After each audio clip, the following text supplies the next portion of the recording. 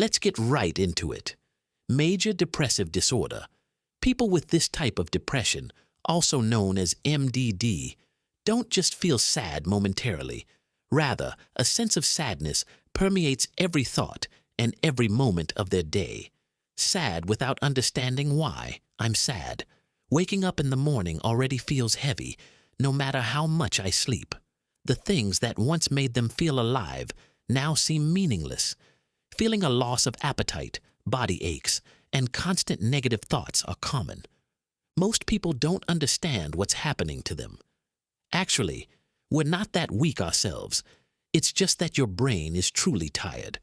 The prefrontal cortex, the area that helps you plan, focus, and solve problems, slows down. Meanwhile, the amygdala, the fear processing center, is overactive, turning minor anxieties into major crises. For effective treatment, SSRI medications help increase serotonin to restore balance. Cognitive behavioral therapy, CBT, helps you challenge negative thoughts. And the smallest things, light exercise, getting enough sleep, maintaining a stable routine, are how you gradually help your brain relearn how to recover. Persistent depressive disorder. Imagine living under a gray sky that never truly clears. It's not as severe as major depressive disorder, but it lasts for years, at least 2 years, often longer. People with this condition still go to work, still laugh, still talk to others, but they always feel a slight sadness inside. Lack energy and joy never lingers. At this point, the reward system in the brain, which produces dopamine, is weakened, making life seem shrouded in a hazy gray mist. Everything is still happening. It's not colorful anymore. And because it lasted so long, many people thought, I guess I'm just naturally quiet. But that's not it. That's not a personality trait. It's an illness that's been with you for so long that you feel it's a part of you. The good news is, the brain can still relearn how to feel joy. Regular therapy, low-dose medication, sufficient sleep, light exercise, and small, meaningful activities. Bipolar depression. This isn't just normal sadness. It's half of bipolar disorder, where deep depressive episodes alternate with manic phases. That means, in the depressive phase, everything feels so heavy that it's despairing. But in the manic phase, energy surges and thoughts race. You might spend impulsively on shopping, eat non-stop, or even stay up all night, writing a plan to change your life. It's like living on an emotional seesaw that the brain can't keep balanced. People with this disorder have difficulty regulating in the frontal cortex and the limbic system, the area that controls emotions. Therefore, mood stabilizers like lithium or anticonvulsants are key to regaining balance. Combined with therapy, stable sleep, and regular habits, the brain gradually learns to soothe both the highs and lows within itself. Seasonal affective disorder. Exactly. You heard right. Have you ever noticed that every time winter comes, you tend to feel more gloomy, less active, and lack energy? It's not just a fleeting mood, but a form of true depression, triggered by the change of seasons. Winter arrives, and you start to feel different, sleeping more, craving carbohydrates, and finding it hard to get out of bed when it's still gray and damp. As sunlight decreases, the body produces more melatonin, making you tired and sleepy. At the same time, it reduces serotonin, a chemical that helps you feel happy and stable. Additionally, the biological clock is disrupted, causing sleep and energy to be out of sync with life. But the good news is, the light can still pull you back. Light therapy for 20 to 30 minutes each morning, vitamin D, a little early morning sunshine, and a regular routine can help the brain gradually thaw out. You're not weak. It's just that your body and mind are missing their light. Postpartum depression. It's not just the baby blues. After giving birth, mild mood changes are normal, but postpartum depression goes deeper than that and lasts much longer. It usually starts just a few days or weeks after the baby is born, when the mother's body and mind haven't had time to recover. For those experiencing this type of depression, it's a feeling of sadness, anxiety, and exhaustion so intense that even holding their baby becomes difficult. There are days when they look at their child and wonder, "Why don't I feel as happy as everyone says I should?" Then guilt and shame flooded in because they thought they were bad mothers, when in reality it was their bodies that were disordered, not their hearts that were weak. This disorder is caused by a sharp decline in estrogen and progesterone, coupled with sleep deprivation, hormonal imbalances, and the pressures of childcare, which impair the brain's ability to regulate emotions. Everything, from a small cry to a clumsy word, can also make them collapse. Personalized treatment, therapy, support groups, and sometimes antidepressants are safe for breastfeeding mothers.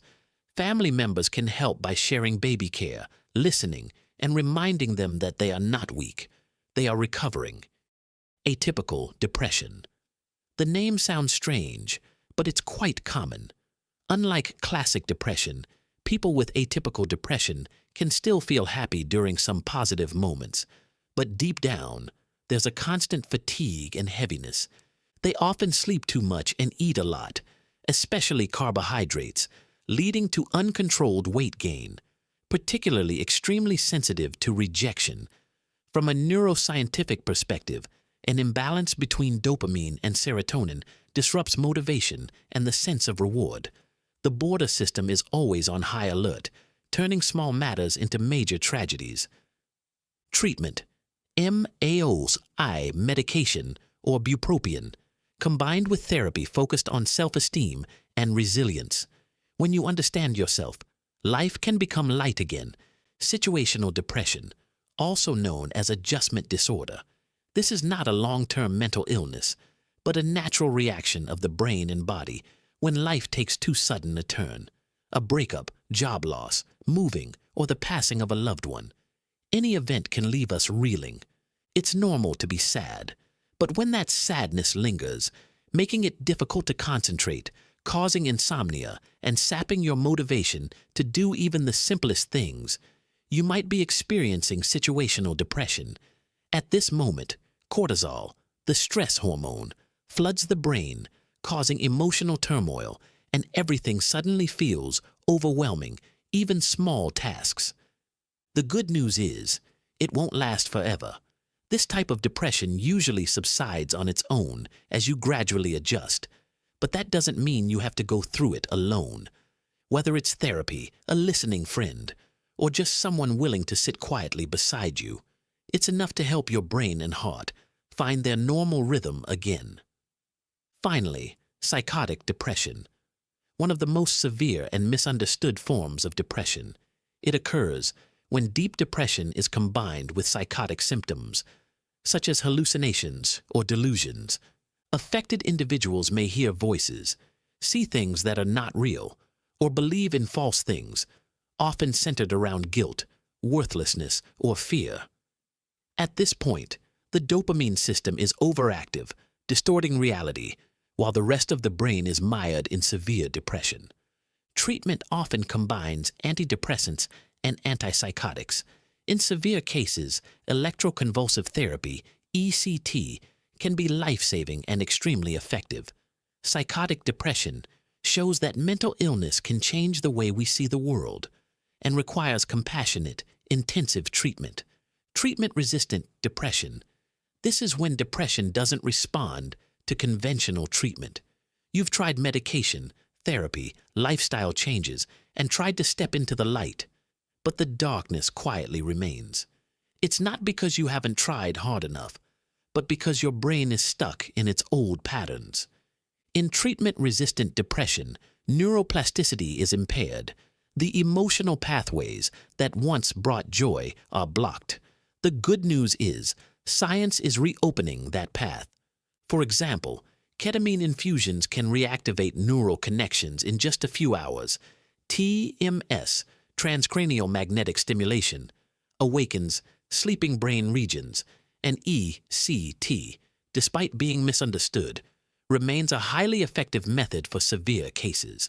Additionally, New approaches such as nutritional psychology, neurotrauma therapy, or working with the autonomic nervous system are offering real hope for the recovery process.